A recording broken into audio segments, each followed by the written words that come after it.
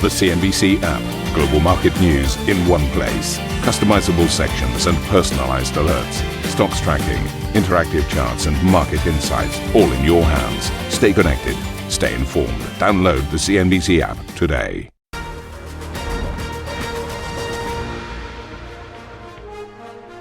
Very good morning to you. Happy Friday and welcome to Squawk Box Europe. I'm Juliana Taliban with Karen Cho, and these are your headlines.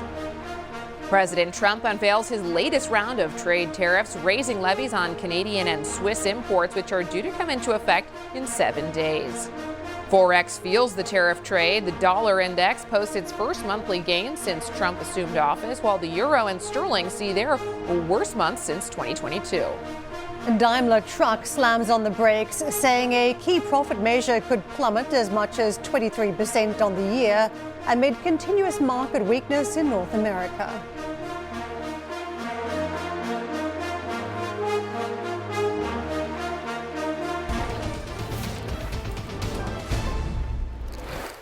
It's been a huge couple of days for markets, and the reality now we're drifting off some of the record stateside significant tariff news overnight, from Trump trying to unleash some punishment for those countries he thinks has not negotiated properly ahead of this artificial deadline that he's set. Keep in mind, this is just a US deadline with no actual commitment to it, no backing behind it. And a 39% tariff now for Switzerland, which pokes holes in the economic forecast for the Swiss model. On top of that, we had some good old-fashioned iPhone numbers coming through that helped Apple overnight. And there's a ton of AI euphoria. We saw it through the likes of Meta earlier in the week and carrying across to Figma in the IPO yesterday. There is so much going on still on this Friday morning, and I think this week has really been all about earnings. But today it is, I think, investor attention turning back to the macro with the surprising news that Switzerland in particular, I mean, there's a lot of news flow around a lot of countries here, but the standout here is Switzerland. The fact that this country was initially seen as one of the countries that would see favorable treatment from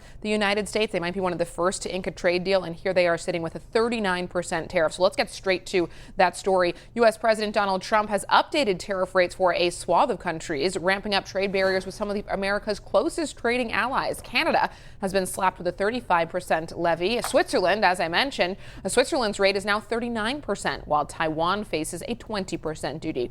Trump had previously announced India would be hit with a 25% rate. All of the newly unveiled tariff rates come into effect from August 7th. Now, Mexico has been granted a 90-day extension as negotiators continue trade talks. Let's take a look at some of the markets and how we're reacting to the news. You've got dollar trading higher versus the Swiss franc. So we are seeing a bit of a sell-off in the Swissy this morning. Dollar up about 18 bips versus the Swiss franc. You are also seeing a little bit, well, actually not a huge amount of movement in dollar versus the Canadian dollar or dollar versus the Mexican peso. Let's dive into the Swiss story, because I think from an equity market perspective, this is going to be the most significant news. The Swiss government says it remains in contact with U.S. officials and will analyze the situation and decide on how to proceed. Let's get out to Carolyn, who joins us now with more on this surprising news. Carolyn, I don't think investors were bracing for a 39% tariff rate. If anything, when April 2nd came round, many were thinking Switzerland could be spared, certainly would end up better off than many of its peers. Not the case. No, you're absolutely right here, Juliana. This is a massive shock for Switzerland, and this couldn't come at a worse time, because today is Switzerland's National Day. Today should be a day of jubilation, of celebration, of backyard barbecues and fireworks, but today really is a day of sorrow if these tariffs do go through at 39%. If you cast your eyes back to April 1st, April 2nd, when we got the 31% rate, that was a big shock. I had the trade negotiator on a panel that day. She was utterly shocked and surprised because the two countries had a really good trade relationship. Yes, of course, there is a trade deficit, and that is a sizable one. But of course, this is a small open economy. 60% of the exports, they do go to the U.S. And 60%, a large part goes to the U.S. 60% of that is pharma. And that, Juliana, that seems to be the sticking point this morning, because just this week, Donald Trump had sent a letter to 17 pharma companies, including the big ones, of course, Roche and Novartis, and gave them an ultimatum saying that you need to lower your drug prices by September 29th. And there's speculation in the Swiss media this morning that this exact letter may be the reason why there hasn't been a trade deal and why Switzerland may now be a subject to these higher tariffs worth 39%. So in that letter, Donald Trump saying you need to lower your drug prices by September 29th. In his election campaign, he had promised to lower drug prices for Americans by between 50 to 80%. Now, U.S. consumers facing some of the biggest drug prices in the world, Donald Trump has promised to lower them, but that would make a business for some of these Swiss pharma companies extremely or a lot less lucrative in the United States. Remember, you and I, we spoke to the CEO of Roche last week. I put that question to him. Are you going to lower those drug prices? What does it mean in terms of your ability to innovate and your ability to generate profits? But he said that, of course, we're going to do everything to make it work in the U.S. We're in a very good position. The likes of Roche, they have a huge manufacturing footprint in the U.S., and they actually have been on this charm offensive, spending another or investing another $50 billion in the U.S. So there is hope from the pharma industry that the worst can be averted. It doesn't quite look like that this morning. And I want to get to the economic consequences for Switzerland, because it was just recently that the IMF had slightly upgraded their forecast for Switzerland to 1.3%, but with significant risk that if there were to be more tariffs forthcoming, we could see a decline, in fact, shaving about 0.2 to 0.3% off the growth rate for this year, so somewhat significant, as 10% in terms of the tariff rate was the expectation, not the 39% that's landed today. What does it mean for the central bank in terms of some of the ammunition we could see the Swiss central bank rely on? That's an excellent point. Obviously, Switzerland has dodged a recession, hasn't even been close to a recession. Yes, there has been weakness, specifically in the export-oriented sectors like manufacturing. Of course, we all know that the luxury sector hasn't been doing so well. What it means for the S&P, of course, it is now at 0%. There has been plenty of speculation because of the strength of the Swissy, which has risen another 10% against the US dollar since the start of the year, that they may have to go into negative territory. And that may be forthcoming at its next meeting in September. No one loves negative interest rates. The S&P said so itself. It hates it. There are very, very serious consequences for savers, for the banking industry here. So that's not an avenue that the S&P necessarily does wants to walk down. However, if it needs to prop up the economy as a result of this tariff shock, well, then that is one of the least terrible options. I will say, we all know this, that this tariff deadline of August 7th is not unlikely to be the final one. So there is some room for negotiation. Obviously, there's not going to be a whole lot of negotiations today because the Federal Council members will be out and about in the country. They'll be holding speeches today. But again, a very somber day for Switzerland. Carolyn, thank you very much for bringing us a deep dive into the reaction there in Switzerland. Let's bounce from Switzerland to Canada, as the Canadian Prime Minister Mark Carney has expressed his disappointment after the US raised the tariff rate on Canada to 35% from 25% for exports excluded from the US-Canada-Mexico trade agreement. Carney said the likes of lumber, steel, aluminium and autos would be heavily impacted, adding that he would look to continue trade talks with Washington. Taiwan's president says talks are ongoing with the US over a trade deal, saying a 20% rate has never been the island's target. A US official has confirmed that talks are ongoing and the two sides are close to a final agreement. A look at how futures are shaping up before the start of the Friday session, and the early picture as we weigh up again further tariff impacts globally. It's a negative reaction. 4/10 down on the FTSE. Deeper falls anticipated for the DAX, seen down 0.75%. And let's get to James Pomeroy, who is a global economist, HSBC. James, it has been such a roller coaster ride with these tariffs. Liberation Day, really one of the stand-up moments for markets. Now today, as we round up what has been a terrific week for markets by and large on risk-on trades, the market has handed more bad news in the form of higher tariffs than expected. So just piece this together for us. Yeah, it's been a year where I think as an economist, particularly a global economist, it's been really, really hard to get a handle on exactly what's happening. And I think as a result, people in markets are having to take the data points they've got, the earnings and so forth, and act on those rather than necessarily that broader macro picture. Because our story throughout most of this year has really been that concerning challenge in terms of working out what is actually happening in the data. You've had so much front loading in terms of trade flows. That's heavily distorted GDP growth in some countries. It's heavily distorting GDP growth in the second quarter.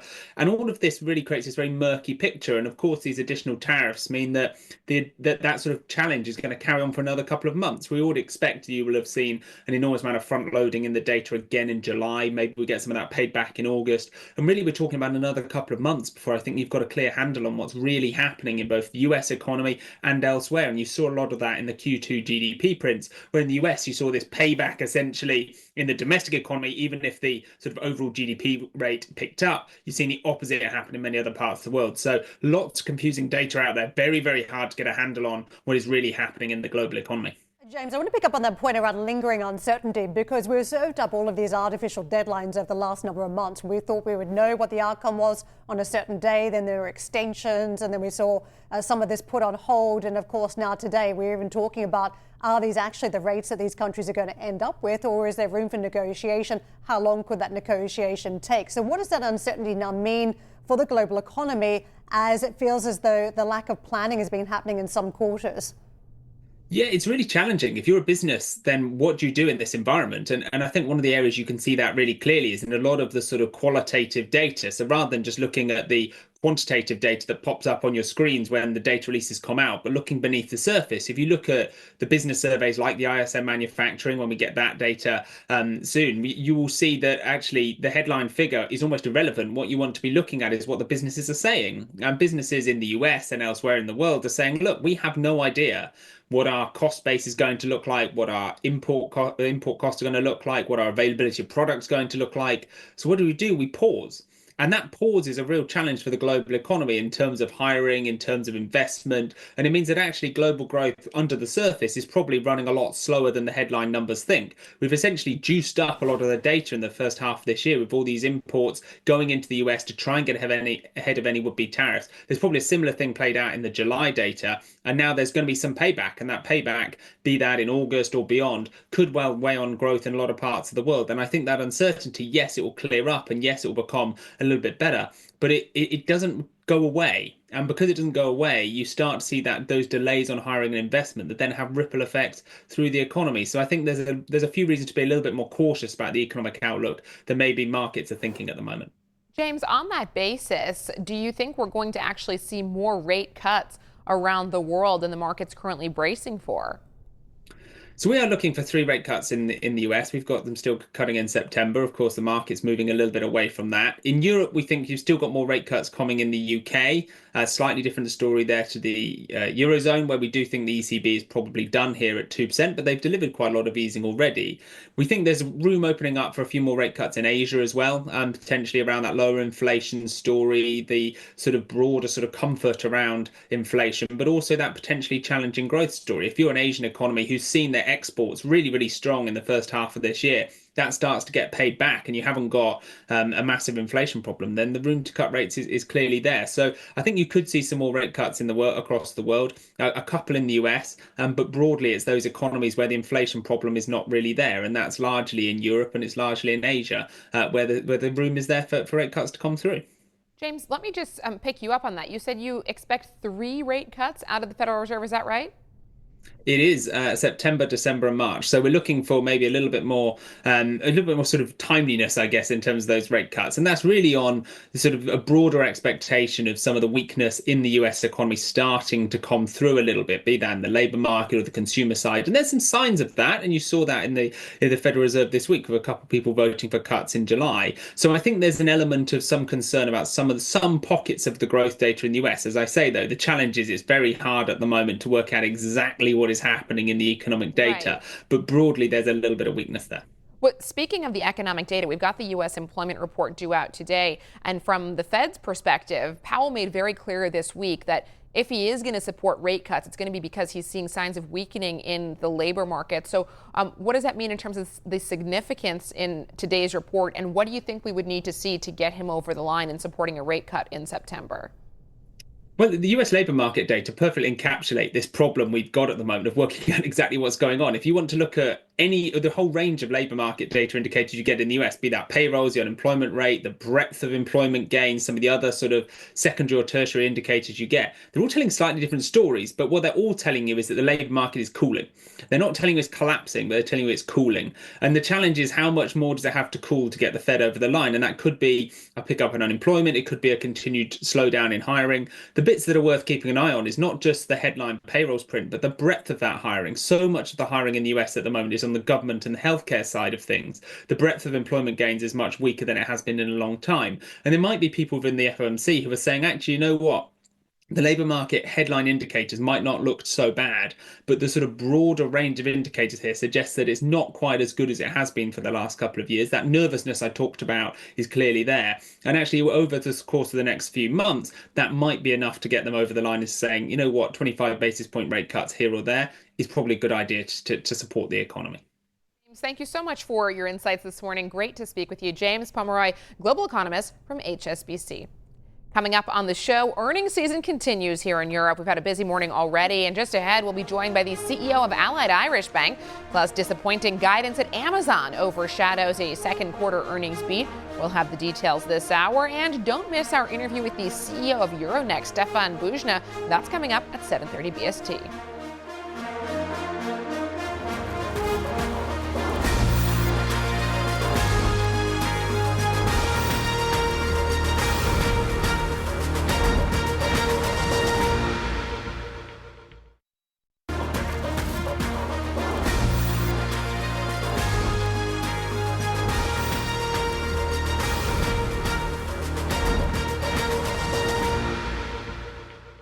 Back. Irish lender AIB has posted a first-half net profit of 927 million euros, down from 1.1 billion a year ago. The results came just after the Irish government sold down its final stake in the lender in June. Colin Hunt joins us now, CEO of AIB. Colin, thanks for being with us. Looking at the H1 numbers, it looks like you managed to achieve strong profitability despite the fact that NII decreased over the course of the first half of the year. Talk us through what drove the performance. Good morning. Yeah, we're very, very pleased with what was a very solid performance in the first half of this year. I suppose the prime driver is that our new lending growth was of the order of 9%. Very strong performance in corporate banking, up 13%. Our mortgage lending was 7% ahead. That's the largest single part of the book, of course, and personal lending up 4%. So notwithstanding the fact that we've been dealing with an array of global uncertainties, the Irish economy, which is the key driver, I suppose, of AIB's performance, remained remarkably resilient. And on the back of the very strong performance, we're pleased for the first time in 17 years to be resuming the payment of interim dividends. I think the resumption of those dividend payments, we welcome news to your shareholders. Colin, let's talk a little bit, though, about the impact of lower interest rates. You recorded total income down 10%, primarily driven by lower interest rates. And as expected, NII decreased to 1.874 billion euros. The ECB at its latest meeting suggested that they're in a good place right now, and the market's been dialing back expectations of more cuts from the ECB. What does this all mean for NII in the second half of the year? Well, we've seen, as you said, a reduction in terms of our net interest income, but that was very much in line with our expectations, given the fact that we've seen quite a significant loosening of monetary policy and quite a significant number of rate cuts. We do expect that for the year as a whole, that our NII will be greater than 3.6 billion euro, and that guidance is reiterated this morning. We're probably very close, if not at the bottom of the rate cycle at this stage. Note that in her press conference after the July meeting, the first meeting where we had a hold on rates in quite some time, that the president of the ECB said that they were adopting what she described as a wait and watch stance at this stage. So there may well be another rate cut out there, but we're very, very close to the bottom. It's Karen jumping in. I just want to come to highlight what a pivotal day it must be for your institution, because we were covering this from day one when we saw the bailout of AIB back in 2010, just on the eve of Christmas. Very long road back, and now finally you've managed to unleash the shackles of government ownership, at the same time delivering a ROTE above 21% and resuming the dividend. How are shareholders feeling about this journey? Well, it's been a long journey. As you said, it's been 15 years. The state had to come to the rescue of AIB 15 years ago, and I'm very grateful for that support, because without that support, there wouldn't have been an AIB. There wouldn't be an AIB today. And we've worked very hard in the past number of years to grow our franchise, to grow our customer base, to grow our loan book, to deliver very strong results. We've done that. And that has created an opportunity for the state to exit the register and for the company to become once again fully privately owned. And now that era is over. That chapter is now closed. I'm really excited about what the bank is going to be able to deliver in the next number of years. We've got 3.35 million customers. We have an unrivaled customer franchise in this country. And we're delivering our products and our services in better ways to our customers every single day. So I'm very optimistic about the outlook for the group.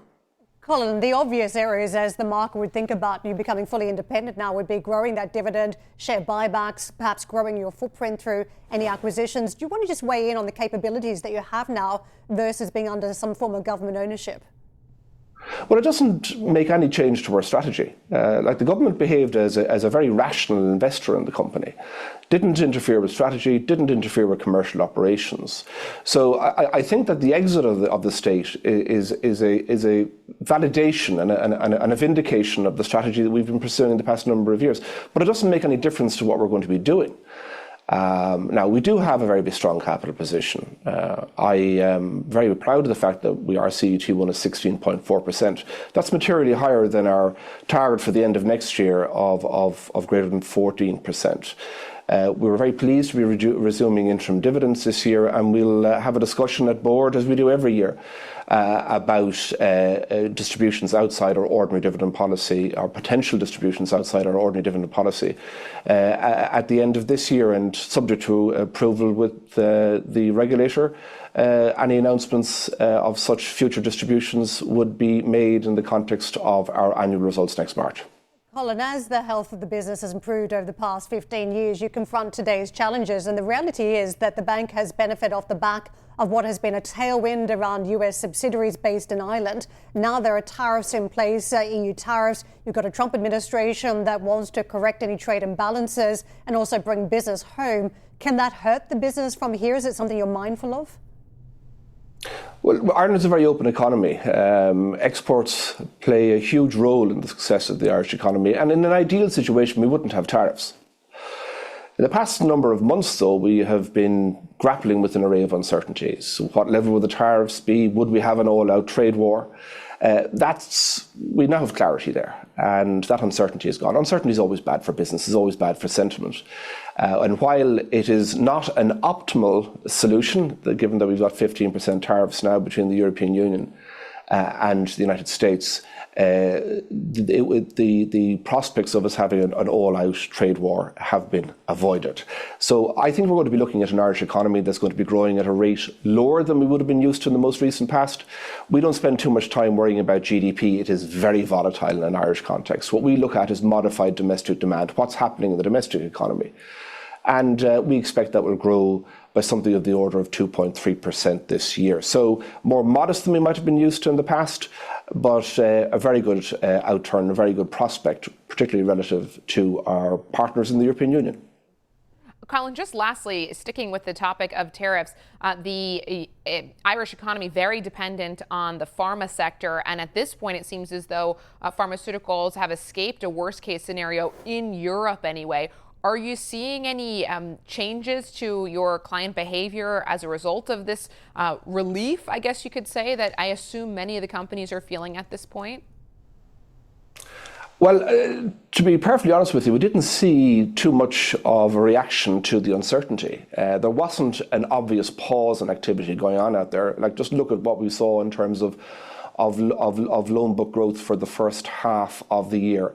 I do think, though, that given that the fact that that uncertainty has now been eliminated, that reduces a potential constraint on growth momentum in the economy in the second half of the year. And I think there's a sense of relief out there that we have reached an agreement, albeit a suboptimal agreement, because tariffs are going to be a feature of the landscape for some years to come.